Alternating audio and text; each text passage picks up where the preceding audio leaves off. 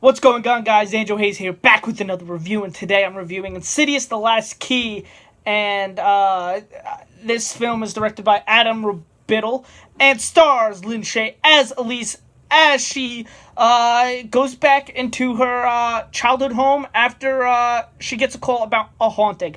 Now, I know this is a little weird, this movie, for me to be doing a review this late for a movie, because this is actually, I think, might have been the first movie to ever come out this year. And, it came out all the way in January. Like, one of the first movies to come out, might have been the first. And, but I got a lot of catching up to do, especially this year. And, I figured, why not review them? So I'm going to be doing a series of catch-up reviews, and starting with this one. So please expect more catch-up reviews in the future. But nonetheless, I wasn't really excited for this one. And I'm going to be honest, I really liked the first one. I think the first one is really, really good. The second one, while it's obviously the weakest out of the first three, I still really enjoyed it. And the third one, while I wasn't excited for that one, it surprised me, and I ended up really enjoying that one. So, I thought that, there wasn't a need for this one, and I wasn't excited for it, but I was hoping that it could surprise me, like the third one did. And, especially with it being, again, a prequel with Lynn Shay as Elise, I was hoping that, it could surprise me. But, this is exactly what I thought it was going to be, just not good. I mean, it has some good parts, and it's not the worst thing in the world, but I think when I'm comparing it to the first three, which I enjoyed, this one just doesn't work, and they shouldn't really have been made, and I'll explain why. Let me go over the positives first. I think Lynn Shay at times gives a good performance. I think she tries, really good. She tries her best, and, obviously, you care about Elise because she's the most fleshed out character. She was in, Insidious 2 and Insidious 3, so, it already has, that backstory. And, she's easily the most fleshed out characters out of these. And, they try to give her some more backstory, and, I kind of like that, sometimes. I don't know who played him, but her brother Charlie, I did like him in the movie.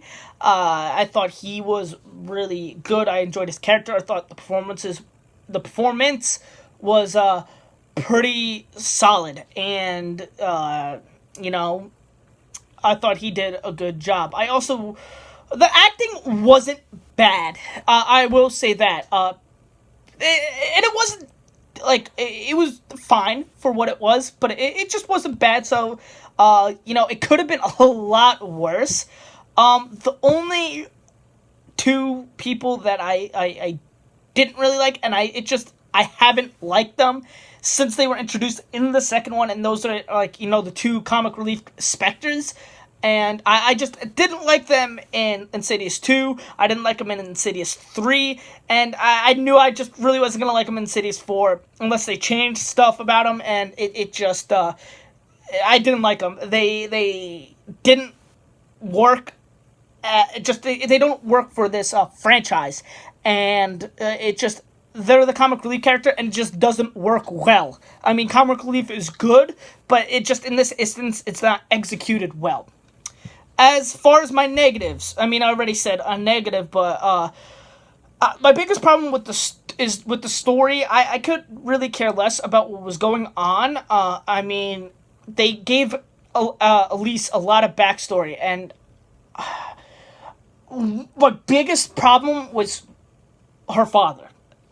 They portray her father to be this, terrible, terrible, terrible person, but I wanted to know why he was like that, if there was something that caused him to be like that, and, it felt like there was more to be explored with her father, and they just didn't do that, and it just goes, I really couldn't care about him and what he was doing, because they didn't, explain him or give him enough depth, and he was easily my biggest problem. I also just could care less about the demon and really the backstory. Like I said, at times I cared, but for most part I really didn't care about the backstory and just about the story in general. And a large part of that, I think, has to do with the father. Also, I did mention that Lin Shaye does try her best.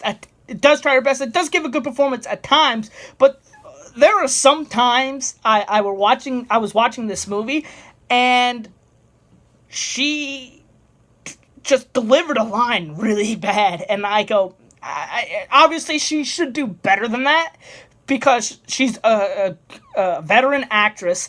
She's been playing this character this is the third movie for this character. So, I mean, I'm like, come on, you could have done at least tried a little bit more with delivering that line, or done better with delivering that line. But overall, it's not the worst thing in the world. But when I compare it to the first three and how much I like those, this one is definitely the weakest out of the four, and it's just one that I ultimately didn't like. Pretty forgettable. I do give it a D+. It's not the worst thing in the world, but, it could have been a lot better. Thank you guys for watching. Please be on the lookout for my Hereditary review. I will be uploading that tomorrow. Can't wait to review that for you guys. Until next time, guys, have a nice day.